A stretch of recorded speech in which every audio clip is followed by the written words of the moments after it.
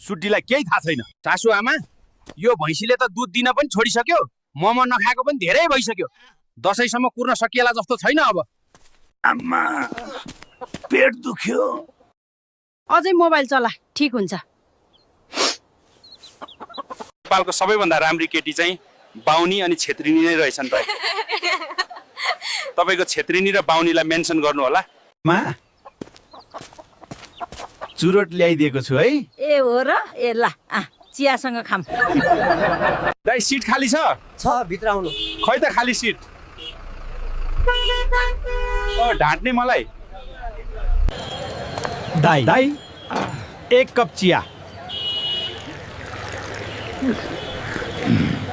ओइ, तैँले खसीको मासु भनेर बाख्रीको मासु दिएछस्।